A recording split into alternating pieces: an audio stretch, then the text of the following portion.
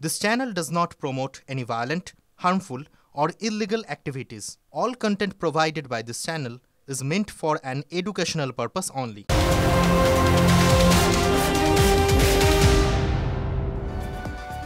টিভি9 বাংলা স্বাগত। Full and final নিয়ে আপনাদের সঙ্গে রয়েছে আমি শর্মিষ্ঠা, আর আমার সঙ্গে রয়েছে দীপ। 26-এর নির্বাচনে একটা কেন্দ্র যদি নজর রাখা যায়, মানে ভাঙড় বিধানসভা নির্বাচনের দিকে যদি নজর রাখা হয়, ভীষণ ইন্টারেস্টিং হতে চলেছে। কারণ ভাঙড়ের রাজনীতি না প্রত্যেকটা মুহূর্তে পাল্টে যাচ্ছে যেন। কারণ ভাঙড়ে এখন শত্রু বন্ধুতে পরিণত হয়েছে। শওকত মোল্লাকে রোখাই যেন এখন প্রত্যেকের কাজ হয়ে দাঁড়িয়েছে। কারণ শওকতকে রুখতে এবার একদা শত্রু আরাবুল এবং কাইজার। আরাবুল ইসলামের সঙ্গে শওকতের একটা দ্বন্দ্ব সংঘর্ষ আমরা দীর্ঘদিন দেখেছি। সাম্প্রতিককালে আমরা কাইজার শওকত সংঘর্ষ দেখতে পাচ্ছি এবং একের পর এক খবর আসছে, একে অপরের বিরুদ্ধে কথা বলছে। এবার আরাবুল ইসলাম এবং কাইজার আহমেদ এই দুজন যেন এক হয়ে গেল এই ভাঙড়ের মাটিতে শওকত মোল্লাকে রোখার জন্য। 26-এ শওকত ছাড়াই ভাঙড়ে লড়াইয়ের ডাক আরাবুল এবং কাইজারের। এরপর আমি আশঙ্কা করছি যে আমার গাড়িতে আক্রমণটা হবে হয়তো, এবং তারপরে হবে আমার ব্যক্তিগত আমায় নিয়ে কুৎসা নানান কিছু, যাতে মেলাইন করা যায় ভাঙড়ের মানুষের সাথে সিম্প্যাথি আমি নিতে না পারি, যার কারণে এআইটিআই করে নানান ছবি চপা এটা সেটা ছাড়তে পারে, এসব আশঙ্কা করছি আমি। তো তার শেষমেশ হয়তো আমার প্রাণে মেরে দেবে। তো এগুলো হওয়ার আগে আমি একটু জানিয়ে রাখতে চাই, যাতে ভাঙড়ের নাম বদনাম না হয়, বাইরের মানুষ যাতে ভাঙড়ের ছেলেদের মেয়ে দিতে ভয় না পায়, তার জন্যই শয়তান জুলুমবাজের বিরুদ্ধে, ইন্ডিভিজুয়াল একজনের বিরুদ্ধে ভাঙড়ে যিনি দায়িত্বে আছেন তার বিরুদ্ধে আমাদের প্রতিবাদ। সেই ব্যক্তিটাকে যদি ভাঙড় থেকে অপসারণ না করা হয়, বিরোধীদের বাড়িতে মা বোনেরা যেভাবে তার বিরুদ্ধে ঝাঁটা জুতো গোবর মাখিয়ে মুখে মাখবে বলছে, ফুরফুরা শরীফের হুজুররা জিহাদ করে বলছে যে তার একটা পরিণতি সারা বাংলায় আমাদের দলের উপর পড়তে যাচ্ছে,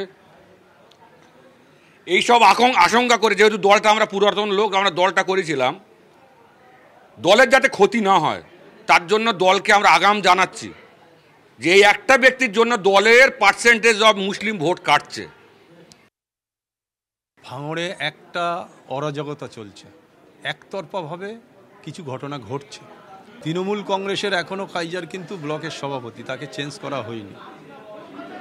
তার পার্টি অফিস ভাঙচুর হচ্ছে গায়ের বলে, প্রশাসনকে কাজে লাগিয়ে এটা করছে। এই ধরনের একটা কালপিট, যে কালপিট রাজনীতি করতে আসেনি ভাঙড়ে লুট করতে এসছে, খুন করতে এসছে।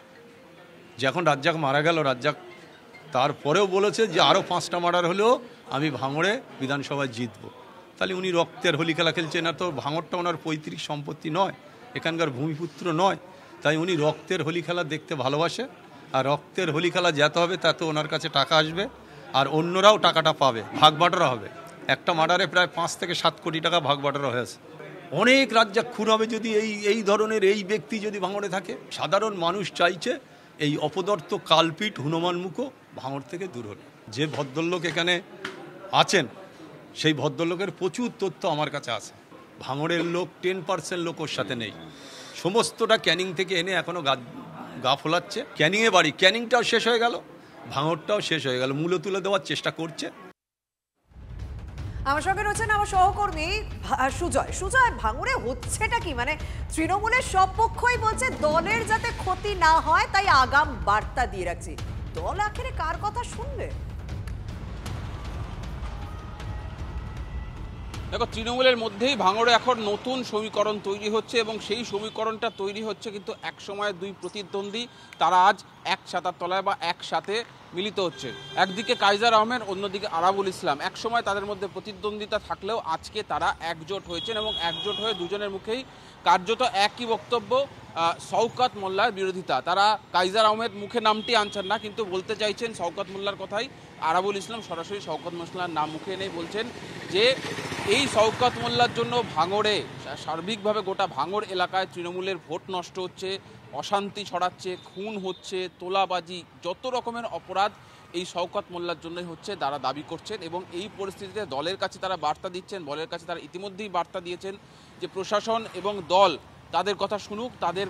তারা যে বারবার বোঝানোর চেষ্টা করছেন যে একজনের জন্যই বা একজনের ইগোর কারণেই সার্বিকভাবে দলের ক্ষতি হচ্ছে, সেটা তারা বোঝাতে চাইছেন। এবং তারা হুঁশিয়ারি দিচ্ছেন যদি দল এবং প্রশাসন তাদের কথা না শোনে তাহলে কিন্তু তারা পরবর্তীতে দল ত্যাগের পথেও যেতে পারেন, সেই বার্তাও দিয়ে রাখছেন। এখন দেখার দল শেষমেশ কার কথা শোনে, শওকতের কথা শোনে নাকি নতুন যে সমীকরণটা তৈরি হচ্ছে সেই দিকে দল কর্ণপাত করে। একদম সুজয়, তোমার এই জায়গা থেকে আমি বলতে চাইবো যে তৃণমূল নেতৃত্বের কাছে বিগত বেশ কিছু অনুষ্ঠানে আমরা দেখেছি, সরাসরি সাংবাদিক সম্মেলনেও দেখেছি আমরা, শওকত মোল্লা কিন্তু তৃণমূল নেতৃত্বের যথেষ্ট কাছের, যথেষ্ট ঘনিষ্ঠ, যে ক্ষেত্রে আমরা বারবার আরাবুল ইসলামকে, মানে এই কয়েক মাস আগে পর্যন্ত আমরা দেখেছি বারবার আরাবুল ইসলামকে বিভিন্ন সময় বিভিন্নভাবে ভাঙড়ের মাটিতে সতর্ক করেছে তৃণমূল নেতৃত্ব।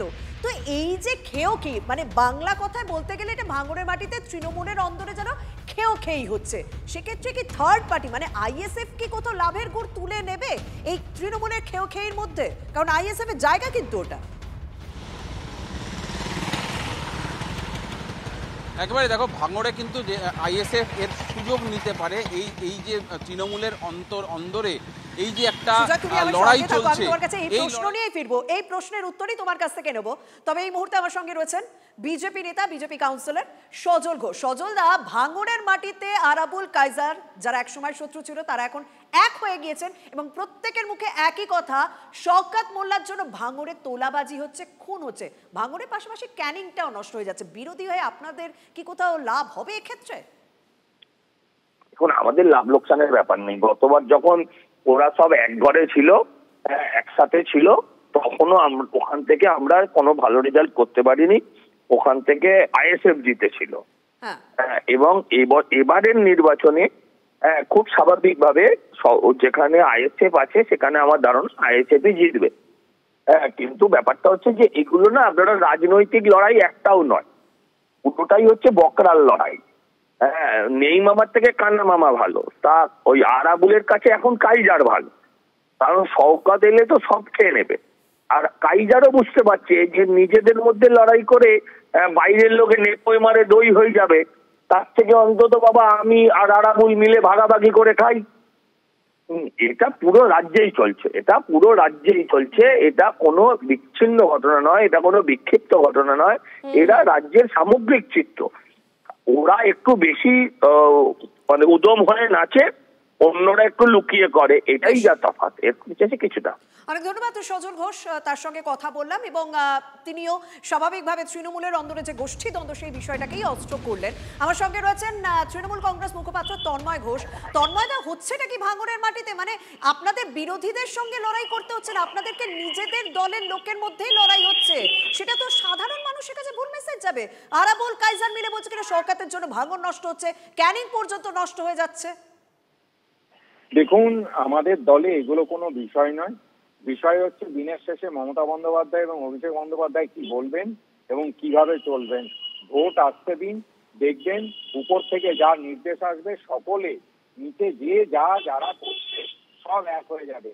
আর একটা বড় পরিবার থাকতে গেলে বিভিন্ন সময় ভাইয়ে ভাইয়ে দ্বন্দ্ব হয়, কিন্তু যখন পরিবারের অভিভাবক নিজে তাদেরকে ডেকে বার্তা দেন তখন তারা আবার একসঙ্গে বাইরের শত্রুর বিরুদ্ধে লড়াই করে, সেটাই এক্ষেত্রে। কিন্তু এই দ্বন্দ্বটা অন্য কাউকে লাভ দেবে না তো, মানে ভাঙড় মানে বুঝতে পারছেন, যদিও তৃণমূল একটা বেশ শওকত মোল্লা দায়িত্ব নেওয়ার পরই রেজাল্টটা বেশ ভালোর দিকে গিয়েছিল পঞ্চায়েত নির্বাচনে।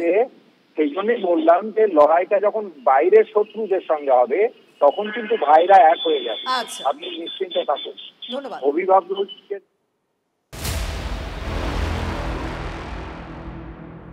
বিএলওদের নিরাপত্তার দায়িত্ব রাজ্যের। বিএলওদের নিরাপত্তা নিয়ে রাজ্যের নোডাল অফিসারের সঙ্গে বৈঠক করে নির্বাচন কমিশন। বিএলওদের নিরাপত্তা দেওয়ার দায়িত্ব নেবে রাজ্য, সিদ্ধান্ত হয় বৈঠকে।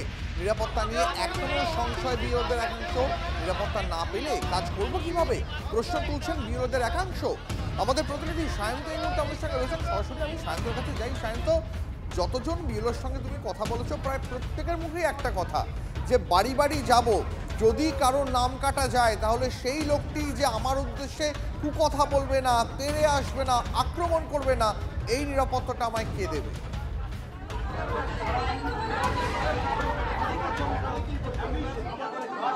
একদমই দীপ, দেখো মূলত দুটো ইস্যু। এক, গড়হাজির স্কুলে গড়হাজিরকে এভাবে কাজ করা যায় না, তাদেরকে অন ডিউটি দেখাতে হবে। দুই, সিকিউরিটি, এই সিকিউরিটি অ্যাসপেক্টটা কিন্তু বিএলওদের কাছে সবথেকে গুরুত্বপূর্ণ। এবং তারা যখন আজকে নজরুল মঞ্চে এই ট্রেনিং পর্ব শুরু হয় তার আগে থেকেই তারা কিন্তু এই বক্তব্য তুলে আনতে থাকে যে তাদের প্রশিক্ষণের সব কিছুই থাকছে, কিন্তু তাদের সিকিউরিটি কী থাকছে, তাদের নিরাপত্তা কী থাকবে, এই প্রশ্ন কিন্তু বারবার দেখা দেয়। আমি সরাসরি রয়েছেন কথা বলে নেবো। আপনারা তো বারবার সিকিউরিটি অ্যাসপেক্টটা, এই সিকিউরিটি নিয়ে আপনারা যখন শুরু হয় তখনও বলেছেন, এইটা কতটা গুরুত্বপূর্ণ, কতটা চিন্তা?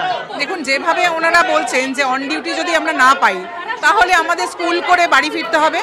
আমরা এক একজন 1.5 ঘন্টা 2 ঘন্টা জার্নি করে স্কুলে যাই, 4:30 থেকে আমাদের 4:30 অবধি স্কুল টাইম, তারপরে বাড়ি ফিরে 7টা, আমার ফিরতে 7টা বাজে, বজবজে আমি স্কুলে যাই, আমার বাড়ি যাদবপুরে। আমি 7:30টার পর অচেনা অজানা বাড়িতে পাড়ায় পাড়ায় ঘুরে আমি কাজটা করব, সেখানে আমাদের সেফটি সিকিউরিটি কি? আর একটা মানুষের পক্ষে তো দুটো জায়গা থাকা সম্ভব না। আমি সকাল 10টায় স্কুলে, 10:30 আমি স্কুলে থাকবো, আর না হলে আমি আমার পাড়ায় থাকবো। সেক্ষেত্রে কি সিকিউরিটির ব্যাপারে কোনো নিশ্চিত করছে যে আপনাদের যে সিকিউরিটির কোনো প্রসঙ্গই তো এখানে নেই, কোনো প্রসঙ্গই এনারা তোলেননি। এনারা এতক্ষণ যে মিটিং হলো সেই ওনাদের কাজের কথা বললেন, আমরা যখন অন ডিউটির প্রসঙ্গটা বললাম যে নাহলে আমরা স্কুলে কি জানাবো, আমি কেন স্কুলে আসছি না, আমরা যদি রিটেন কিছু দিতে না পারি তাহলে আমরা ওখানে অ্যাবসেন্ট হয়ে থাকবো। যে কাজ ওনারা দিয়েছেন তাতে 1 মাসে হওয়া সম্ভব নয়, 12 ঘন্টা সময় লাগবে মানে এক দিন আমাদের কাজ করতে, তাহলে আমরা কি করবো? আমরা হয় স্কুলে থাকবো, নয় এখানে থাকবো, দুটো জায়গাতেও থাকা সম্ভব না। একদমই, তুমি শুনতে পেলে, এক হচ্ছে স্কুলে যে অন ডিউটি ইস্যু, আর সেকেন্ড থিং হচ্ছে এই সিকিউরিটি অ্যাসপেক্ট। আমি আরও কয়েকজন রয়েছে তার সঙ্গে কথা বলে নেবো। বারবার উঠে আসছি যে সিকিউরিটি অ্যাসপেক্টটা অত্যন্ত গুরুত্বপূর্ণ, এইটা আপনাদের কতটা ভাবাচ্ছে? একটা অন ডিউটি থাকছে, সঙ্গে হচ্ছে এই সিকিউরিটি অ্যাসপেক্ট, এইটার কতটা ভাবাচ্ছে? সিকিউরিটি ভীষণ ইম্পর্টেন্ট। এখন আপাতত আমরা হোম টু হোম যাইনি, এখনো ব্যাপারটা বুঝে উঠতে পারছি না কীরকম কী অসুবিধার মধ্যে আমরা পড়তে পারি। যেগুলো ভীষণ সেন্সিবল এরিয়া, তারা কিভাবে অসুবিধার মধ্যে পড়তে পারেন আমরা তো বিভিন্ন মিডিয়াতে দেখতে পাচ্ছি। তো সিকিউরিটি ভীষণ প্রয়োজন, মানে তাদের জন্য বিশেষ করে সিকিউরিটি ভীষণ প্রয়োজন। আমাদের জন্য হলে খুবই ভালো হয়, একজন করে অন্তত যদি সিআরপিএফ দেওয়া হয়, ভীষণই প্রয়োজন। আর দ্বিতীয় কথা হলো এসআইআর আমরা চাই আমাদের ভবিষ্যৎ প্রজন্মের ভালোর জন্য, ভবিষ্যৎ প্রজন্মকে সুরক্ষিত রাখবার জন্য এসআইআর আমরা চাই, যেভাবেই হোক করতে চাই, কিন্তু আমাদের সময় দরকার। এখন নভেম্বর ডিসেম্বর মাস, স্কুলে পরীক্ষা চলছে, অসুবিধা হবে না খুব একটা। ইসিআই যদি অনুমতি দেন, ইসিআই যদি ব্যবস্থা করে দেন, অবশ্যই এটা হবে। এটা সবার মিলিত প্রচেষ্টাতে করতে হবে, ইসিআই এবং রাজ্য সরকার, এটা আমাদের আবেদন। তুমি শুনতেই পেলে, ইসিআই তোমাকে আপাতত শুরু হচ্ছে এসআইআর, গোটা রাজ্য জুড়ে ভোটের আগে এসআইআর শেষ হবে। 4 নভেম্বর থেকে বাড়ি বাড়ি পৌঁছে যাবেন বিএলওরা। তার আগে উত্তর কলকাতার বিএলওদের ট্রেনিং হচ্ছে জেসব বিল্ডিংয়ে, ইলেকশন কমিশনের যে অফিস রয়েছে সেখানে কিন্তু তাদের ট্রেনিং হচ্ছে। কি করে তারা এনুমারেশন ফর্ম জমা করবেন, কি করে তা রিসিভ করবেন, সবটা নিয়েই কিন্তু তাদের ট্রেনিং দেওয়া হচ্ছে ইলেকশন কমিশনের তরফে। এবং যে বিএলওরা এখানে আছেন তাদের সঙ্গেও কথা বলে জানার চেষ্টা করব। আপনাদের তো ট্রেনিং হবে, আপনারা বিএলওর কাজ করছেন, আমরা দেখেছি যে অনেকাংশে বলা হয়েছে পলিটিক্যাল প্রেশার কাজ করে। আপনাদের কি কোথাও কাজ করতে কি সমস্যা হতে পারে আন্দাজ করছে? এখনো পর্যন্ত কিছু আমি প্রেশার ফিল করিনি, বাট জানি না মানে নেক্সট টাইম ফিল্ডে নামার পরে কি এক্সপিরিয়েন্স হবে, তো সেটা তো এখনই বলতে পারছি না। তবে আশপাশে যা শুনছি মেবি হতেও পারে, নিউজ চ্যানেলে শুনছি, তারপরে পড়ছি, একটা তো ভয়, মানে বিশালই ভয় কাজ করছে, দেখা যাক কি হয়। ট্রেনিং এবং এই ট্রেনিংয়ের পরেই কিন্তু উত্তর কলকাতার বিএলওরা তারা কিন্তু বিভিন্ন জায়গায় পৌঁছে যাবেন, বুথে বুথে এসআইআর এর কাজ করতে। ক্যামেরা পিকুর সঙ্গে সুমন, TV9 বাংলা, কলকাতা। আপনারা শুনলেন, বিএলওরা বলছেন যে ভোটের সময় যে ধরনের নিরাপত্তা থাকে সেটা এক্ষেত্রে থাকবে না। কেন? ক্ষোভের সুর ট্রেনিং নিতে আসা একাধিক বিএলওর মুখে। এই নিয়ে রাজনৈতিক মহলের কি প্রতিক্রিয়া শোনাই আপনাদের। না আমরা এই ভাষা ব্যবহার করি না, আমাদের এই মানসিকতা। আমরা চাই বাংলার মানুষ একটি পরিষ্কার স্বচ্ছ ভোটার লিস্ট পাক, এবং ইলেকশন কমিশনের ডিসিশন এসআইআর হবে, এটা তো বিজেপির ডিসিশন নয়। সুতরাং বারবার বিজেপিকে এর মধ্যে টানা হচ্ছে কেন আমি সত্যিই বুঝতে পারছি না। আবার বলবো, মমতা ব্যানার্জি খুব চেষ্টা করছেন 15 বছরের যে অব্যবস্থা, দুর্নীতি, অনৈতিকতা, সেগুলো থেকে দৃষ্টি ঘুরিয়ে দিয়ে এসআইআর এর দিকে মানুষের মনটাকে নিয়ে যাওয়া, কিন্তু সেটা হবে না। এখানে ভয়ের কোনো কারণ নেই। কালকে আমাদের পক্ষ থেকে দলের সর্বোচ্চ নেতৃত্বের থেকে মিটিং করে সমস্ত দলের নেতাকর্মীদের বলে দেওয়া হয়েছে আমরা মানুষের সাহায্য করব, ক্যাম্প করে সেখানে মানুষের সাহায্য যাতে হয় সেখানে বিএলওরা প্রশাসনিকভাবে কাজ করবেন, তাদের ভয়ের কি আছে? কিন্তু যে কাজটা 2 বছরে করার কথা সেটা 2 মাসে করার জন্য তাদের উপর যে মানসিক এবং শারীরিক চাপ তৈরি হবে তার দায় নির্বাচন কমিশনের। আর এই যে বিজেপি নেতৃত্ব স্বপ্ন দেখছেন রাষ্ট্রপতি শাসনে, তারা ভুলে যাচ্ছেন এটা বাংলার মাটি। বাংলার মাটিতে গণতন্ত্রকে ভুলণ্ঠিত করে যদি রাষ্ট্রপতি শাসন জারির চক্রান্ত হয়, তাহলে বাংলার মানুষ আগামী নির্বাচনে তার জবাব দেবে। এসআইআর চলছে আর তার মধ্যেই নিজেদের নিরাপত্তা নিয়ে আতঙ্কে খোদ বিএলওরাই। সুরক্ষা আছে, কমিশনকে চিঠি ভোটকর্মী ঐক্যমঞ্চের। উত্তেজনাপূর্ণ এলাকায় কেন্দ্রীয় বাহিনীর আর্জি এখনো মেলেনি আশ্বাস, উদ্বেগে রয়েছেন বিএলওরা। আর অন্যদিকে কমিশনের সঙ্গে বৈঠক রাজ্যের নোডাল অফিসারের। বিএলওদের নিরাপত্তার দায়িত্ব রাজ্যের, আশ্বাস আধিকারিকের, এমনটাই খবর সূত্রে।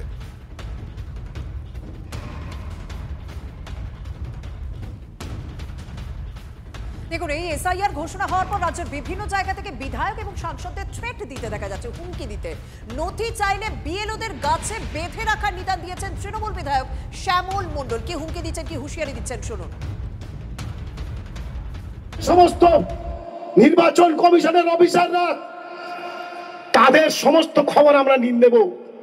যদি ভুলভাল হয়, আমাদের লোকাল নেতৃত্ব বুথ স্তর থেকে অঞ্চল এবং ব্লক এবং সেটা সারা জেলাতেও হবে, আমরা কিন্তু তাদেরকে গাছের গায়ে বেঁধে রাখবো, বেঁধে রেখে আমরা প্রতিবাদ করব যে আগে তাদের পরিচয়, তবে আমাদের পরিচয়। এসআইআর বিরোধিতা এবার খোদ বিএলও। নদিয়ার শান্তিপুরে এক বিএলওর ভূমিকা নিয়ে তুঙ্গে বিতর্ক। শান্তিপুরের 196 নম্বর বুথের বিএলও পেশায় প্রাথমিক স্কুলের শিক্ষক প্রসেনজিৎ সাহা। সম্প্রতি একটি এসআইআর বিরোধী বিক্ষোভ সভায় এসআইআর ও এনআরসির বিরুদ্ধে বক্তব্য রেখেছেন তিনি। যে বিএলও এসআইআর বিরোধী, তিনি কিভাবে নিরপেক্ষভাবে এসআইআর এর কাজ করবেন? প্রশ্ন তুলে সরব বিজেপি। বিএলওর সাফাই, তার রাজনৈতিক মতামত ও সরকারি দায়িত্ব আলাদা। আমরা কেন এসআইআর এর বিরোধিতা করছি? আমরা এসআইআর এর বিরোধিতা করছি এই কারণে, এই এসআইআর এর আগে আইআর বলে যেটা ইন্টেনসিভ রিভিউ, সেটা প্রতি বছরই হতো রিভিশন। সেই রিভিশন প্রতি বছরই হতো। তার আগে একটা এস যোগ করে আদতে ঘুরপথে এনআরসি করবার চক্রান্ত চলছে। এইটা মানুষের কাছে সঠিক তথ্য পৌঁছে দিচ্ছে না, বা ইচ্ছাকৃতভাবে মানুষকে বিভ্রান্ত করা হচ্ছে। তারা ইলেকশন কমিশন আছে, তারা বারবার করে এই বিষয়টি নজরে এনেছে। কোনো লিগ্যাল বৈধ ভোটার, তাদের নাম যেন কাটা না যায়, আর কোনো অবৈধ ভোটার, তাদের নাম যেন ভোটার লিস্টে না থাকে। এবং বিএলও যদি বিহারে যে 80 জনের জেল হয়েছে বিএলওদের, তাদের কথা শুনেও যদি সতর্ক না হন আর এই ধরনের কথাবার্তা বলেন কোনো পার্টির পক্ষপাতিত্ব করে, তাহলে আমি বলবো ইলেকশন কমিশন দৃষ্টি আকর্ষণ করবো, আপনারা ব্যবস্থা নিন। এবার দেখাই আপনাদের মালদায় বিএলও পদে তৃণমূল কংগ্রেসের আরো 2 পঞ্চায়েত সদস্যের খোঁজ। মানিকচকের পর হবিবপুরও বিএলও তালিকায় তৃণমূলের 2 পঞ্চায়েত সদস্যের নাম। তৃণমূল 2 পঞ্চায়েত সদস্যর একজন শিক্ষক আর একজন পার্শ্ব শিক্ষক। নির্বাচন কমিশনে অভিযোগ ইতিমধ্যেই দায়ের করেছে বিজেপি। নির্বাচন কমিশনের নির্দেশকে অমান্য করারও অভিযোগ উঠেছে তৃণমূল কংগ্রেসের বিরুদ্ধে। বিজেপির পায়ের তলায় মাটি নেই, তাই মানুষকে বিভ্রান্ত করার চেষ্টা, পাল্টা দাবি শাসকের। অসীম সরকার, সে হবিপুর বিধানসভার 124 নম্বর বুথের জামালপুর প্রাইমারি স্কুলের প্যারা টিচার। সে তৃণমূলের নির্বাচিত গ্রাম পঞ্চায়েতের সদস্য হওয়া সত্ত্বেও এবং আমরা কমপ্লেন করার পরেও তা বিএলও হিসাবে এখনও নিযুক্ত হয়ে উনি কাজ করছেন। 2 নম্বর হচ্ছে 125 নম্বর মাথিয়াস মার্ডি। সে একজন অ্যাসিস্ট্যান্ট টিচার প্রাইমারি স্কুলের, নির্বাচিত জনপ্রতিনিধি, তৃণমূল কংগ্রেসের পঞ্চায়েত সদস্য, তা সত্ত্বেও সে বিএলওর কাজ করছে। আমি প্যারা টিচার 10 বছর ধরে আছি। 2006 সালে আমার জয়েন্ট হয়েছে। জনপ্রতিনিধি আমি। কোন দলে? টিএমসি। এলাকার বিএলও আমি, মেম্বারও আমি প্যারা টিচার, সচেতনতার সাথে কাজ করব। বিজেপির একদম পায়ের তলার মাটি শেষ হয়ে গেছে এখান থেকে, তাই তারা অভিযোগ করছে নির্বাচন কমিশন কাদের দিয়ে কাজ করাবে, সেটা আমাদের দেখার নয়।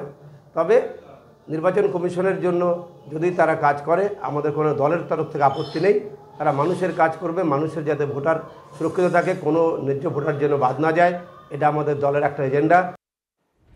এবার দেখাই আপনাদের মেদিনীপুরে আরও এক বিএলওর যোগ, তৃণমূল যোগ প্রকাশ্যে এলো। নির্বাচন কমিশন ইতিমধ্যেই অভিযোগ দায়ের করেছে বিজেপি। তৃণমূলের শিক্ষা সেলের সদস্য প্রাথমিক শিক্ষিকা হোসেন আরা খাতুন তৃণমূল ঘনিষ্ঠতার কথা নিজের মুখে স্বীকারও করে নিয়েছেন তিনি। বিএলও নিয়োগ করেছে কমিশন, রাজনীতি করছে বিজেপি, অভিযোগ তৃণমূলের। যিনি তৃণমূল নেতা তিনি বিএলও। এসআইআর আবহে বিএলও শাসক যোগ নিয়ে ফের উত্তপ্ত রাজনীতি। সুতাহাটার এক তৃণমূল নেতা তিনি বিএলও পদে নিয়োগ হয়েছে দাবি করছে বিজেপি। অভিযোগ প্রমাণের সামনে আনা হলো ছবি। বিএলওর অপসারণ চেয়ে বিডিওকে নালিশ গেরুয়া ব্রিগেডের। রাজ্যের বিভিন্ন জায়গা থেকে কিন্তু এই বিএলওর সঙ্গে শাসক দলের যোগ তুলে একের পর এক অভিযোগ করছে বিজেপি। এবার সুতাহাটার বিডিওকে অভিযোগ দায়ের করা হলো। শাসক দল তৃণমূল কংগ্রেস এত আতঙ্কিত, এত ভয় পেয়েছে, তার দলের যারা শিক্ষক সংগঠনের নেতা, আগে বুথের সভাপতি ছিল, তাকেই সৌরভ বেরা, তিনি একটা স্কুল টিচার, তাকেই এখানে অফিসার নিয়োগ করা হয়েছে জয়নগর পশ্চিম বুথে। নিরপেক্ষভাবে এই কাজটা যদি করানো যায় তাহলে অন্যজনকে দেয়া হোক। ওর প্রতি এলাকার মানুষের অনীহা আছে, উনি একটা শাসক দলের দায়িত্বে আছেন। আমি তৃণমূল সংগঠনের সাথে যুক্ত আছি। কেউ যদি জনপ্রতিনিধি থাকে, জনপ্রতিনিধিত্ব আইনে, সেক্ষেত্রে হয়তো বিএলও অ্যাপয়েন্টমেন্ট না দিতে পারে, কিন্তু আমাদের এইভাবে জানা নেই যে কেউ কোনো রাজনৈতিক দল করলে সে বিএলও হতে পারবে না বা বিএলও ডিউটি পালন করতে পারবে না। এলাকার কোনো মানুষ বলতে পারবে না যে কোনো পক্ষপাতিত্ব করেছে বা অন্যভাবে কিছু করেছে, যেটা আশা করি এখানে কোনো প্রমাণ নাই। এর আগেও তো আমি সংগঠনের সাথে যুক্ত ছিলাম, আমার কি কোনো নিরপেক্ষতার অভাব ওনারা লক্ষ্য করেছেন? রাজ্যে বা ভারতবর্ষে যত মানুষ বাস করে প্রত্যেকেই একটা রাজনীতির সঙ্গে যুক্ত, বিভিন্ন রাজনৈতিক দলের সঙ্গে যুক্ত। অতএব সৌরভ বেরা হয়তো তৃণমূল কংগ্রেসের সঙ্গে যুক্ত থাকতে পারে, অতএব তার নিজস্ব ব্যাপার একবারে, তবে সে বর্তমান কোনো দলীয় দায়িত্বে নেই। বিজেপির অভিযোগ নিয়ে কি বলবেন? বিজেপির অভিযোগ হচ্ছে ভিত্তিহীন অভিযোগ। তারা এলাকায় মানুষের সঙ্গে নেই, এলাকায় উন্নয়ন নিয়ে কোনো কথা নেই, শুধু ধর্মে ধর্মে মানুষে বিভেদ সৃষ্টি করেই তাদের কাজ, মূল কাজ। তৃণমূলের পক্ষ থেকে যখন হুমকি হুঁশিয়ারি দেওয়া হচ্ছে যে একজন বৈধ ভোটারের নাম বাদ গেলে ব্যবস্থা নেওয়া হবে, তখন বিজেপির পক্ষ থেকে কি বলা হচ্ছে? ভোটার তালিকায় একজন অবৈধ ভোটারের নাম থাকলে 1 লক্ষ লোককে নিয়ে নির্বাচন কমিশন ঘেরাও করা হবে, এরকমই হুঁশিয়ারি দিলেন সজল ঘোষ। ভোটার লিস্টে একজন অবৈধ ভোটারের নাম থাকলে 1 লক্ষ বাঙালি নির্বাচন কমিশন ঘেরাও করবে, সোশ্যাল মিডিয়ায় পোস্ট বিজেপি কাউন্সিলর সজল ঘোষের। যদি একজন বৈধ ভোটারের নাম বাদ পড়ে তাহলে আমি অভিষেক বন্দ্যোপাধ্যায়ের ওই 1 লক্ষ লোকের একজন হব। অভিষেক বাবু কি বলতে পারবেন যদি একজন অবৈধ ভোটারও থাকে তাহলে এই 1 লক্ষ লোকের একজন উনি হবেন? আবারও বলছি যে একজন বৈধ ভোটারের নামও যেমন বাদ দেওয়া যাবে না। বিএলওদের ভয় দেখিয়ে বিভিন্ন ছলচাতুরি করে তারা যদি মনে করে যে এই 1 লক্ষ ভোটারকে তারা বাঁচিয়ে রাখবে, অবৈধ ভোটারদের তারা ভোটার লিস্টে বাঁচিয়ে রাখবে, তাহলেও কিন্তু নির্বাচন কমিশন ঘেরাও হবে, সেটা দিল্লিতেই হবে। আমরাও বাহার কা আদমি এইসব ভাবি না। বাঙালি মানে যারা বাংলায় দীর্ঘদিন ধরে বসবাস করছে তারা সবাই বাঙালি। তারা সবাই, আমরা কাউকে বহিরাগত বলি না। আমাদের কাছে বহিরাগত যারা বাংলাদেশ থেকে এসছে, আমাদের কাছে বহিরাগত যারা অনুপ্রবেশকারী, যারা পাকিস্তান থেকে এসছে, যারা রোহিঙ্গা, তারাই আমাদের কাছে বহিরাগত। বিজেপি আর 1 লাখ 35,000 বুথে নিজেরা এজেন্ট খুঁজে পাচ্ছে না, বলছে 80,631টা বুথের মধ্যে 35,000 বুথে আমাদের এজেন্ট নেই, বাতিল দিচ্ছে 1 লাখ ভোটে। অভিষেক ব্যানার্জিকে নকল করলে কি আর অভিষেক ব্যানার্জি হওয়া যায় নাকি? চাঁদ নিজের আলো থাকে না, ও সূর্যের আলোয় আলোকিত হয়। সজল ঘোষ 1 লাখ বলছে, ও আগে নিজের বুথে এজেন্ট দিতে পারে না। বিজেপি সারা বাংলা জুড়ে 35,000 বুথে এজেন্ট পাচ্ছে না, নিজে স্বীকার করেছে। নিজের দল, সুকান্ত মজুমদার, শ্রমিক ভট্টাচার্য নিজে বলেছে আমাদের 35,000 বুথে আমরা এজেন্ট দিতে পারছি না ইত্যাদি প্রভৃতি। আপনারাই দেখেছেন, আরশোলা পাখি হয় না, তিনি সজলের বক্তব্যের প্রতিক্রিয়া হয় না। এখন আপনারা সংবাদ মাধ্যম দেখাতে হবে তাই দেখান, সজল এমন কোন নেতাই না যে দেওয়ার কথায় গুরুত্ব দিতে হবে। এখানেই সমস্যা, ওরা আগে নিজের বুথে এজেন্ট দিয়ে দেখা, তারপর 1 লাখ লোক ডায়লগ মারবে। আসলে ওরা নিজেরাও বুঝেছে গোহারা হারবে, নির্বাচনে ভরাডুবি হবে, তার জন্য আগে থেকে অজুহাত তৈরি করা রাস্তা। বিহারে এসআইআর এর প্রসঙ্গ টেনে বিএলওদের জেলে ভরার হুমকি শুভেন্দু অধিকারীর। বিরোধী দলনেতার বিরুদ্ধে এবার নির্বাচন কমিশনে অভিযোগ দায়ের করল তৃণমূল। আরো বিস্তারিত এই বিষয়ে জানবো, আমাদের প্রতিনিধি সৌরভ গুহ রয়েছেন আমাদের সঙ্গে। সৌরভ, কমিশনের কাছে কি অভিযোগ তৃণমূলের? দেখো, কমিশনের কাছে শুভেন্দু অধিকারী রাজ্যের বিরোধী দলনেতা, তার বিরুদ্ধে অপরাধমূলক ভীতি প্রদর্শনের অভিযোগ করলো তৃণমূল কংগ্রেস। কমিশনের কাছে দুপাতার লিখিত চিঠিতে অরূপ বিশ্বাসের চিঠিতে অপরাধমূলক ভীতি প্রদর্শন করা হচ্ছে সরকারি কর্মীদের, সরকারি কাজের সঙ্গে লিপ্ত রয়েছেন, এবং ইমিডিয়েটলি এই ব্যাপারে কমিশন হস্তক্ষেপ করুক এবং যথাযোগ্য ব্যবস্থা নিক, এই দাবি করা হয়েছে তৃণমূল কংগ্রেস দলের তরফ থেকে। পাশাপাশি যারা বিএলওরা কাজ করবেন তাদের প্রোটেকশনের বিষয়টা খতিয়ে দেখুক কমিশন, সে দাবিও করা হয়েছে। এবং সামগ্রিকভাবে এই ধরনের কোনো সমস্যা যেন তৈরি না হয় তার জন্য একটা ক্লারিফিকেশন ডিরেক্টিভ তৈরি করা হোক এবং তা প্রকাশ করা হোক, এই দাবিও শাসক দলের বিরুদ্ধে তোলা হয়েছে। তোমাকে দর্শকদের একবার শোনাই যে বিএলওদের ঠিক কি বলেছিলেন বিএলওদের উদ্দেশ্যে শুভেন্দু অধিকারী। আপনারা বিএলওদের যত প্রভাবিত করুন, আমরাও আছি। 52 জন বিএলও বিহারের জেলে আছে, এটা মাথায় রেখে তৃণমূলের কথা শুনবেন, বিজেপির কথা শুনবেন না। শুনুন ইলেকশন কমিশনের কথা। ইলেকশন কমিশনের কথার বাইরে গেলে বিহারে 52 জন বিএলও এখনো জামিন পায়নি। আপনাদের কিন্তু জেলে কাটাতে হবে, আর জেলে যাওয়ার জন্য তথ্য ডকুমেন্ট আমরা জোগাড় করে দেব। এই মুহূর্তে আমাদের বর্ধমানের দিকে নজর রাখতে হবে দীপ, কারণ সেখান থেকে একটা ভয়ানক দুর্ঘটনার খবর পাওয়া যাচ্ছে, বাস দুর্ঘটনা। এবং বুদ্ধগয়া যাচ্ছিল সেই বাসটি এবং সেই যাওয়ার পথেই দুর্ঘটনা ঘটেছে বলে জানা যাচ্ছে। বাংলাদেশের চট্টগ্রাম থেকে আসা পুণ্যার্থীদের বাস ছিল। জামালপুর থানার মুসন্ড এলাকায় 19 নম্বর জাতীয় সড়কে এই দুর্ঘটনা ঘটেছে। আমার সঙ্গে রয়েছেন আমার সহকর্মী মনোতোষ। মনোতোষ, ঠিক কিভাবে এই দুর্ঘটনা ঘটেছে আর এখনো পর্যন্ত কি খবর পাওয়া যাচ্ছে, কতজন আহত হয়েছেন, কি অবস্থা তাদের? দেখো, বাংলাদেশের চট্টগ্রাম থেকে পুণ্যার্থীরা যারা এসেছিলেন তারা বুদ্ধগয়ায় যাচ্ছিলেন, এবং যেটা জানা যাচ্ছে যে জামালপুরের মুসুন্দা এলাকা 19 নম্বর জাতীয় সড়কের পাশে গভীর রাতে তারা বাসটি দাঁড় করিয়েছিলেন, এবং তারা দুটি বাসে ছিলেন, এবং একটি বাসের পিছনে এসে একটি কন্টেনার ধাক্কা মারে এমনটাই জানা গেছে।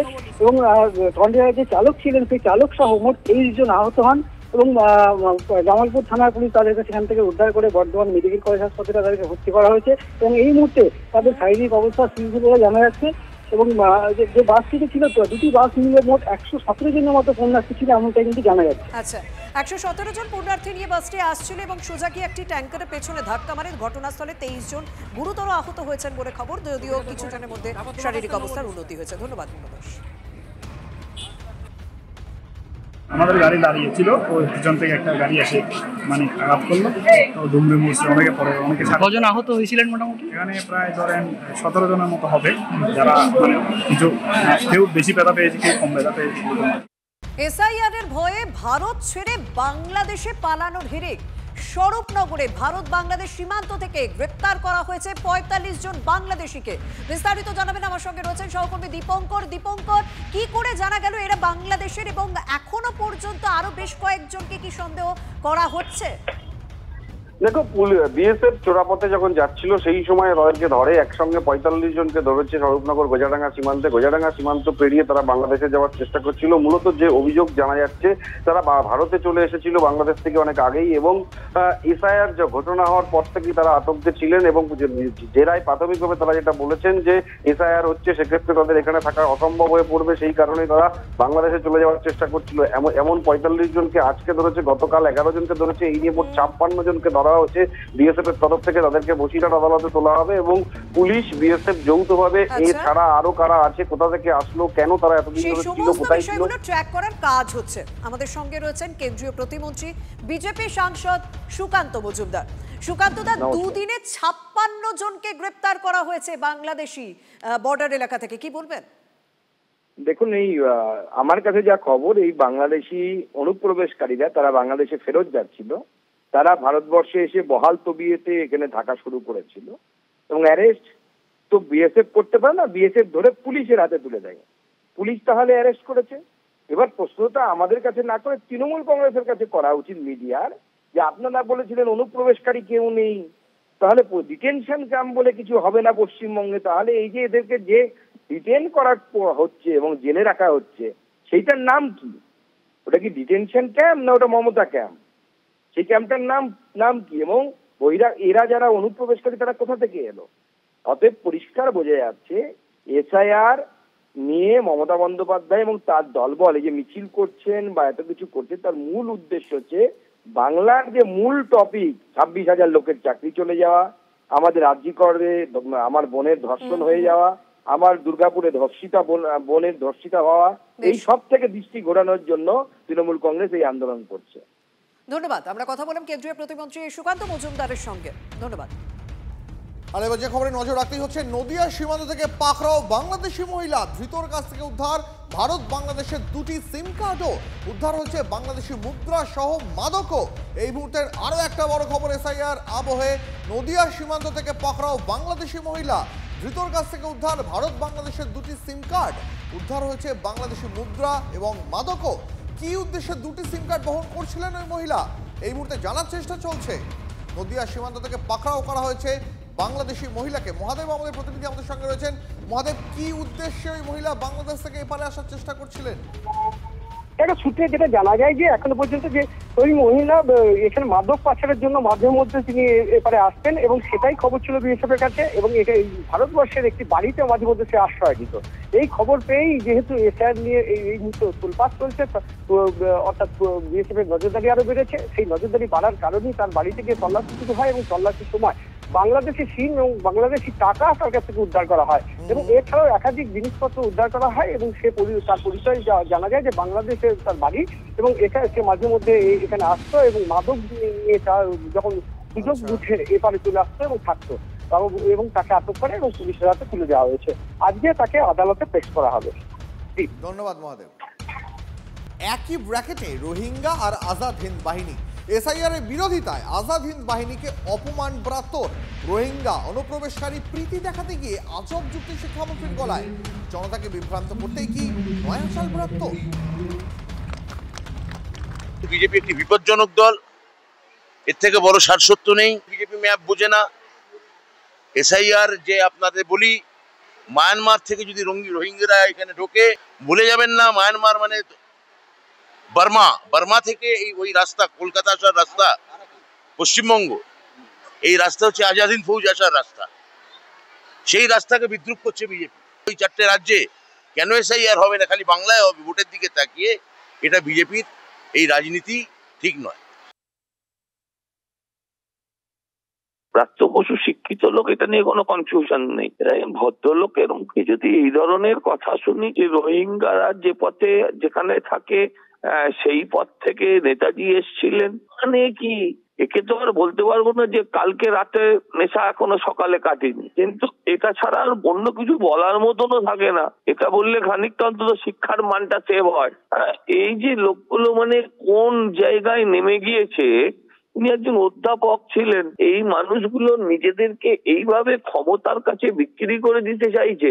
এর থেকে বোঝা যায় যে আমাদের দেশে এসআইআরটা, রাজ্যে এসআইআরটা কত জরুরি, যে কিভাবে এসআইআরটাকে আগড়ে একটা সরকার বাঁচতে চাইছে।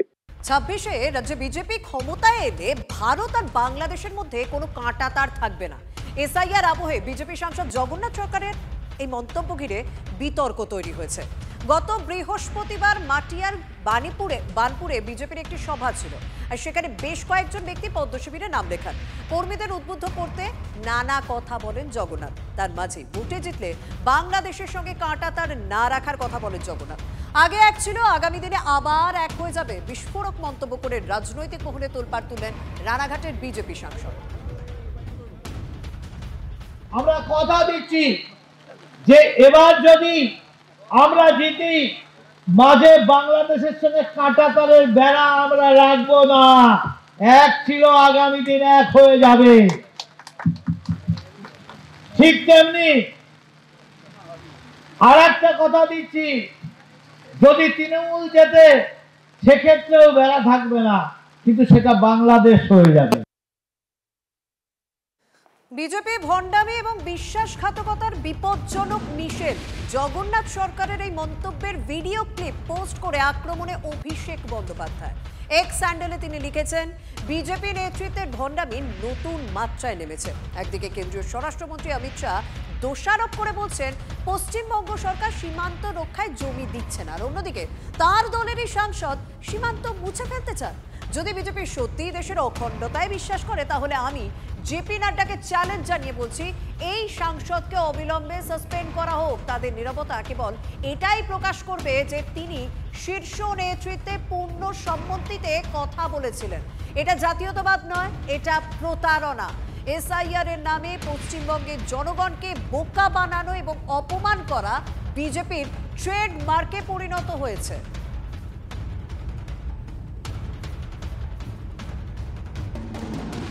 এই বক্তব্য যখন বিতর্ক তৈরি করেছে, তখন বিজেপি সাংসদের কাছে আমরা প্রশ্ন তুলেছিলাম এবং তিনি সাফাই দিয়ে কি বলেছেন জগন্নাথ সরকার, একবার শুনুন।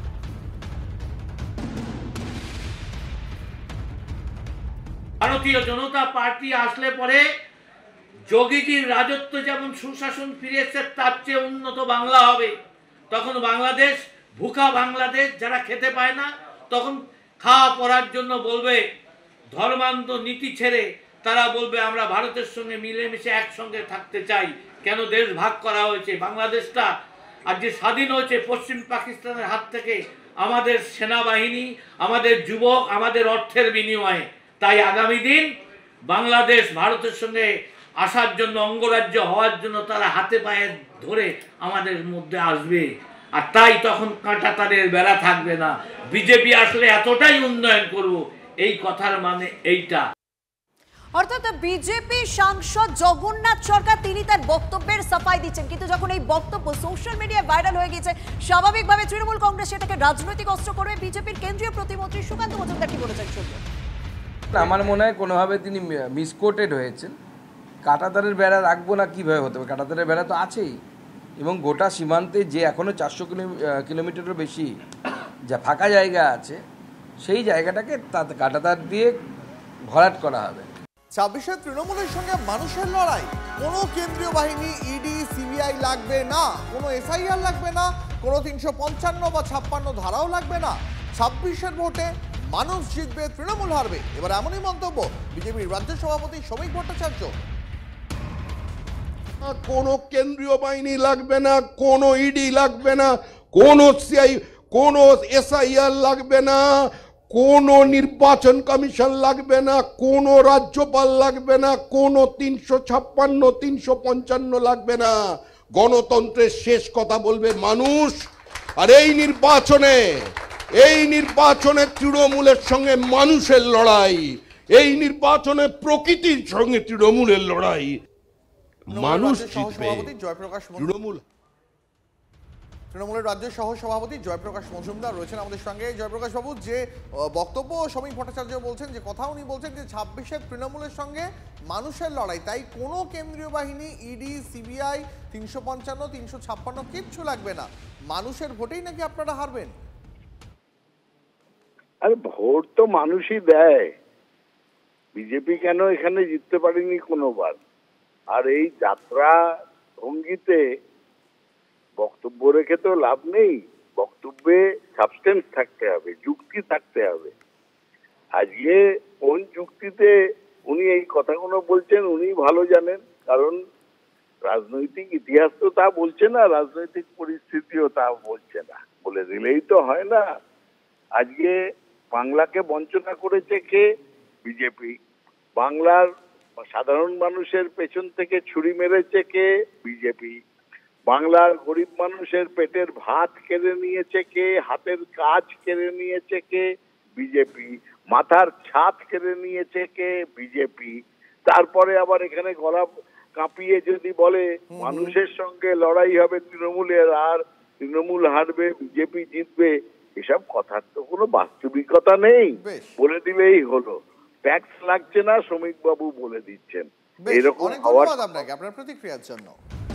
আর এবার যে খবরে নজর রাখতেই হবে, পাকিস্তান নয়, এবার নজর বাংলাদেশ সীমান্তে। বাংলাদেশের বুকে কাঁপুনি ধরিয়ে সীমান্ত জুড়ে মহড়ায় ভারতীয় সেনা।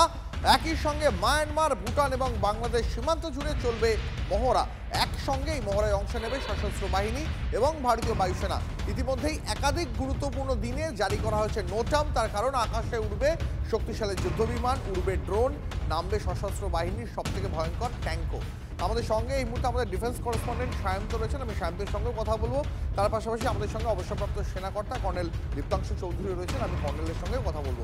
তবে শুরুতে একবার সায়ন্তর কাছে যাই, তার কারণ সায়ন্ত, আমরা এর আগে দেখেছি ওয়েস্টার্ন বর্ডারে, মানে পশ্চিম সীমান্তে বলো, উত্তর পূর্ব সীমান্তে বলো, এই সমস্ত ফ্রন্টগুলোর দিকে নজর দিতে বড়সড় মহড়া চালানো হয়েছে, কিন্তু এবার কার্যত নজিরবিহীনভাবে বাংলাদেশ সীমান্তকে নজরে রেখে এই রকম মহড়া কেন?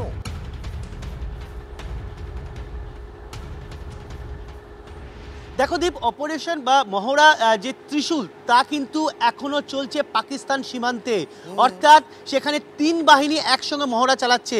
কিন্তু এবার দেখা গেল বাংলাদেশ, কেন বাংলাদেশ? যে বাংলাদেশে আইএসআইকে কাজ করার জন্য আনুষ্ঠানিকভাবে সবুজ সংকেত দিয়েছে ইউনূস প্রশাসন, অর্থাৎ বাংলাদেশে বসেই ভারতের বিরুদ্ধে নাশকতামূলক কাজকর্ম পরিচালনা করার রীতিমতো আনুষ্ঠানিক ছাড়পত্র দিয়েই দিয়েছে। সেখানে ভারত কি আর চুপ করে বসে থাকতে পারে?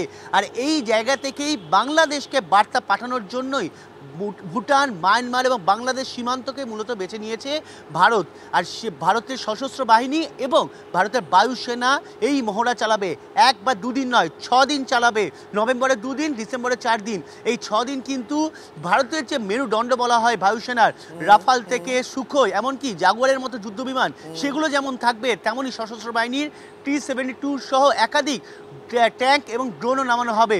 অর্থাৎ কোথাও এই মহড়ার মাধ্যমে বার্তা পাঠানো যে ভারত নিজে থেকে কাউকে আঘাত করে না, কিন্তু সার্বভৌমত্ব যদি আঘাত আসে তাহলে ভারত কিন্তু কাউকে ছেড়ে দেয় না। আর এই বার্তা কিন্তু অত্যন্ত প্রয়োজন ছিল তাকে পাঠানো, বাংলাদেশকে পাঠানোর। কারণ বাংলাদেশ যেভাবে ভারত বিরোধী বীজ বপন করতে শুরু করেছে তাদের দেশের মধ্যে এবং সীমান্তবর্তী অংশে, সেখানে কোথাও না কোথাও সামরিক বিশেষজ্ঞরা মনে করছেন ভারত যদি চুপ করে বসে থাকে তাহলে বাংলাদেশ তাতে আরো বেশি বেয়ে বসবে। আর সেই কারণে ভারতের তোমার কাছেও আসবো, তবে এই মুহূর্তে আমাদের সঙ্গে এক্সপার্ট যেহেতু রয়েছেন কর্নেল চৌধুরী, আমাদের সঙ্গে রয়েছেন। কর্নেল চৌধুরী, আমরা দেখেছি সাম্প্রতিক সময় একাধিকবার ইউনূস সরকার এমন কিছু পদক্ষেপ করছে যাতে আইএসআই এর সঙ্গে তাদের ঘনিষ্ঠতা প্রকাশ্যে চলে আসছে। কখনো উত্তর পূর্বের ম্যাপকে বাংলাদেশের অন্তর্ভুক্ত করে দেওয়া হচ্ছে পাকিস্তানিদের হাতে তুলে, কখনো বাংলাদেশের মাটিতে আইএসআই এর চরেরা তাদের অপারেশন চালাচ্ছে। সেই সব কিছু মাথায় রেখেই কি এবার পূর্ব সীমান্তে এই মহড়া? একদম সঠিক বলেছেন। আমরা ইতিমধ্যে জানতে পেরেছি, আর এটা পাবলিক ডোমেনে আছে, যে পাকিস্তান এমবাসি যেটা বাংলাদেশে আছে সেটা প্রথমবার আইএসআই এর একটা কমপ্লিট সেগমেন্ট অফ অফিস খোলা হলো, যেখানে একজন ব্রিগেডিয়ার, প্রায় 4 জন কর্নেল, মেজর এবং তাদের আইএসআই ইন্টেলিজেন্সের একটা বড় সেগমেন্ট কিন্তু সেখানে ওপেনলি এখানে এলো এবং বাংলাদেশকে 5টা জোনে তারা ভাগ করলো। এটা হচ্ছে এক। তো তারা যখন এই ওপেনলি এতগুলো কাজ করছে, বলছে ইন্টেলিজেন্স শেয়ারিং এর জন্য, 53 বছর পর আমরা দেখেছি যে সিনিয়র মোস্ট মানে মোল্লা মুনির পর যে chairman joint chief of staff, তিনি বাংলাদেশে এই গত সপ্তাহে ভিজিট করেছেন এবং তারপরেই এই আইএসআই যে নতুন অফিস খোলা হলো পাকিস্তান এমবাসিতে বাংলাদেশে। এবং যেটা সায়ন্তন বলছিল যে নিশ্চিতভাবে যে মহড়া আমাদের চলছে, একদিকে ওয়েস্টার্ন বর্ডারে এক্সারসাইজ ত্রিশূল চলছে যেটা 11 দিনের হচ্ছে, এবং 5টা জায়গায়, মানে পয়েন্ট টু বি নোটেড, দ্বীপ 5টা জায়গায় কিন্তু নোটাম জারি হচ্ছে, 1টা 2টো জায়গায় না। এবং দীর্ঘ দিনের জন্য এই নোটাম গুলো জারি হচ্ছে। অন্য সময় মিসাইল টেস্টিং এর সময় একদিন কিছু ঘন্টার জন্য নোটাম জারি হয়, নোটিস টু দ্য এয়ারম্যান। এখানে কিন্তু 5টা জায়গায় বেশ অনেক দিনের জন্য নোটাম জারি হয়েছে এবং খুব পরিষ্কার একটা মেসেজ দেওয়া হচ্ছে। স্পেশালি এটা ট্রাই সার্ভিসেস একটা মহড়া চলছে সমস্ত জায়গায়, সেটা রাজস্থান হোক, সার্কিক হোক অথবা বঙ্গোপসাগরে হোক, এয়ারফোর্স এবং মেরিটাইম যতগুলো আমাদের নেভি এবং কোস্টাল গার্ড যতগুলো আছে একসঙ্গে এরা করবে। এবং একটা পরিষ্কার বার্তা কিন্তু এই সমস্ত যারা ভারতকে ভাঙতে, অশান্ত করতে, যাদের একটা টেমপ্লেট ইউজ করছে বাংলাদেশকে লঞ্চ প্যাড হিসেবে ব্যবহার করে, সেটা আইএসআই হতে পারে, পেছনে মার্কিন যুক্তরাষ্ট্র আর্থিক সাপোর্ট হতে পারে, এবং বাংলাদেশে যারা আছে, যেসব জঙ্গি সংগঠন আছে বাংলাদেশে, আমি বলবো সামরিক বাহিনী এর মধ্যে ইনভলভ আছে, একেবারে সেই জায়গায় ভারতের আপনাকে অনেক ধন্যবাদ কর্নেল চৌধুরী আমাদের সঙ্গে কথা বলার জন্য। সায়ন্ত, আপাতত তোমাকেও ধন্যবাদ, কিন্তু এই মুহূর্তে দর্শকদের একটু ছবিটা দেখাই। একযোগে ভারতের বায়ুসেনা এবং ভারতের সশস্ত্র বাহিনী তারা এই মহড়া চালাচ্ছে। এই মুহূর্তে এই মহড়া, যে মহড়ার জন্য নোটাম জারি করা হয়েছে, একাধিক দিন এই নোটাম জারি করা হয়েছে। আপনাদের জানিয়ে রাখবো, ভারতীয় বায়ুসেনার সব থেকে ঘাতক যে যুদ্ধ বিমান রয়েছে সেই যুদ্ধ বিমান এই মহড়ায় অংশ নেবে। এর পাশাপাশি যেমনটা আপনারা জানেন যে পশ্চিম সীমান্ত তো বটেই। এবার একটু ওয়েদারের দিকে নজর রাখা যাক। বৃষ্টি তো কমেছে, কিন্তু উত্তরে জানেন তো উদ্বেগের মেঘ এখনো রয়েছে। তিস্তায় হলুদ সতর্কতা জারি করা হয়েছে পাহাড়ে লাগাতার বৃষ্টির জের। কিন্তু এই আবহাওয়া কতদিন থাকবে? উত্তরবঙ্গের অবস্থা তো অবশ্যই জানাবেন আমার সঙ্গে, দক্ষিণবঙ্গের অবস্থাও জানাবেন আমার সহকর্মী কমলের সঙ্গে রয়েছে। তবে আমি রনির কাছে জানবো, কারণ রনি এই মুহূর্তে রয়েছে উত্তরবঙ্গ থেকে, সেখানকার ছবি তুলে ধরবে। উত্তরবঙ্গে বৃষ্টি হয়েছে এবং লাগাতার সেই বৃষ্টি হচ্ছে, কিন্তু এই যে কয়েকদিন আগে দুর্যোগ গেল, সেই দুর্যোগের আশঙ্কা কি সেখানকার মানুষের মনে রয়েছে? দেখো শর্মিষ্ঠা, একদমই তাই। গত 5 তারিখে যে ভয়াবহ বন্যা হয়েছিল উত্তরবঙ্গের, বিশেষ করে ধূপগুড়ি এবং রানাঘাটা ব্লকে, সেই বন্যায় কিন্তু গৃহহীন হয়ে অনেক মানুষ প্লাস্টিকের তাঁবুতে আশ্রয় নিয়েছিলেন। সেই তাঁবুও কিন্তু জলমগ্ন হয়ে পড়েছে এই কয়েকদিনের টানা বৃষ্টিতে, যার ফলে দ্বিতীয়বারের জন্য তারা গৃহহীন হয়েছেন এবং তারা আশ্রয় নিয়েছেন বাঁধের উপরে। ধূপগুড়ি জলঢাকা নদীর যে বাঁধ, 3টা অংশ ক্ষতিগ্রস্ত হয়েছে, সেই বাঁধের এখনো অংশ সারাই হয়নি। সেই সঙ্গে যেভাবে বৃষ্টি হচ্ছে দফায় দফায়, তার ফলে কিন্তু চিন্তা আরো বাড়িয়েছে এই গদিয়ারকুড়ি গ্রাম পঞ্চায়েত এলাকার মানুষদের। এখন বৃষ্টি কিছুটা থেমেছে, যার ফলে আমি ছাতা ছাড়া এই মুহূর্তে লাইভ করতে পারছি, আর দর্শকরা দেখতে পাচ্ছেন। তবে আকাশে এখনো কালো মেঘ রয়েছে, ঝিরিঝিরি বৃষ্টি পড়ছে কুয়াশার মতো। তবে পাহাড়ি এলাকা, বিশেষ করে ভুটান সংলগ্ন এলাকায় কিন্তু বৃষ্টির পরিমাণ অনেকটাই বেশি। আকাশে কালো মেঘ কাটতে সময় লাগবে, সেটা কবে কাটবে সেটা আমরা দর্শকদের জানাবো, কিন্তু আমাকে একটুখানি আরো একবার শিলিগুড়ির দিকে নজর রাখতে হবে। সেখানে রয়েছেন আমার সহকর্মী প্রসেনজিৎ। প্রসেনজিৎ, কয়েকদিন আগে দুর্যোগের ফলে যে সমস্ত সেতু বন্ধ হয়ে গিয়েছিল, সেগুলো একটা টেম্পোরারি কাজ চালানোর মতো খোলা হয়েছে, সদ্য খুলেছে। তার উপর আবার এই দুর্যোগের একটা আশঙ্কা, তার উপর আবার বৃষ্টির আশঙ্কা। কি বলছেন সেখানকার মানুষ? দেখো, তবে মন্দের ভালো হিসাবে কিন্তু যে ভয়াবহতার জায়গাটা যেটা ছিল, সেই জায়গাটা কিন্তু কিছুটা কেটেছে, যে কারণে গতকাল রাত থেকে বৃষ্টি কিছুটা কমায়। পাহাড়ের যে নদীগুলো, সেই নদীগুলোর জল কিন্তু কিছুটা কমেছে, যে কারণে গতকাল আমরা দেখিয়েছিলাম যে দুধিয়ার যে ব্রিজ, সেই ব্রিজ সাময়িকভাবে বন্ধ করে দেওয়া হয়েছিল, অস্থায়ী হিউম পাইপ ব্রিজ, সেই ব্রিজ কিন্তু সকাল থেকে আবার খুলে দেওয়া হয়েছে। তবে দার্জিলিংয়ের ক্ষেত্রে প্রবল বৃষ্টি হচ্ছে, যেটা আমাদের ধূপগুড়ি থেকে রনি বলছিল। এই উত্তরবঙ্গের অন্যান্য জেলার ক্ষেত্রেও আকাশে কিন্তু কালো মেঘ রয়েছে। কিছুক্ষণ আগেও শিলিগুড়িতে বৃষ্টি হচ্ছিল, এখন বৃষ্টি কিছুটা থেমেছে। ফলে এই যে দুর্যোগের যে ভয়াবহতার জায়গাটা, যেটা কদিন আগেও আমরা দেখলাম যে এত মানুষের মৃত্যু হলো উত্তরবঙ্গে, সেই ভয়াবহতার জায়গাটা কাটিয়ে ওঠা গিয়েছে, এটাই স্বস্তির। তবে এই দুর্যোগকালীন পরিস্থিতি থাকছে এবং একই সঙ্গে এই বৃষ্টির জেরে ঠান্ডার পারদ কিন্তু, অর্থাৎ ঠান্ডার জায়গাটা আবহাওয়াটার উন্নতি হচ্ছে এবং আস্তে আস্তে ঠান্ডা পড়ছে, এবং পর্যটক যারা যেতে চাইছেন তারা ওই ঠান্ডার টানে ছুটে যাবেন। আপাতত তোমাকে ধন্যবাদ, কিন্তু আবহাওয়া গোটা রাজ্যে কিরকম থাকবে, কবে কোথায় হাওয়া বদল হতে চলেছে জানাবেন সহকর্মী কমলের সঙ্গে রয়েছেন। কমলেশ, দেখো, দিন ধরে বলি, এই মুহূর্তে উত্তরবঙ্গের যে দুর্যোগ পরিস্থিতি সেটা কেটে গিয়েছে, দুর্যোগ আর নয়। উত্তরবঙ্গে এবং দক্ষিণবঙ্গে আজকাল বিক্ষিপ্তভাবে বজ্রবিদ্যুৎ সহ বৃষ্টি হতে পারে, যেহেতু নিম্নচাপটা দক্ষিণবঙ্গ থেকে বাংলাদেশের দিকে সরে যাচ্ছে, ফলে কাছে পিঠেই রয়েছে, তার একটা প্রভাব আজকাল থাকবে। তবে সোমবার মঙ্গলবার রাজ্যের কোথাও বৃষ্টির কোনো আশঙ্কা নেই, সেরকম শুকনো থাকার চান্সই বেশি। তবে আরো একটা নিম্নচাপ যেহেতু বঙ্গোপসাগরে সৃষ্টি হচ্ছে আগামীকালের মধ্যে, তাই বুধবার থেকে শুক্রবারের মধ্যে 2 চব্বিশ পরগনা, 2 মেদিনীপুর এবং নদিয়ায় বিক্ষিপ্তভাবে হালকা বৃষ্টি হতে পারে। নভেম্বরের প্রথম সপ্তাহে রাতের তাপমাত্রা তাৎপর্যপূর্ণভাবে কমার সম্ভাবনা খুব একটা দেখা যাচ্ছে না। ধন্যবাদ কমলেশ। এদিকে আলিপুরদুয়ারের ছবি দেখাবো। তোরসা নদী ক্রমশ গিলে খাচ্ছে আলিপুরদুয়ারের সুভাষিনী চা বাগান। জল থই থই চা বাগানে বিপুল ক্ষয়ক্ষতি হয়েছে। তোরসার প্রায় 50 মিটার বাঁধ ভেঙে ঢুকে গিয়েছে জল।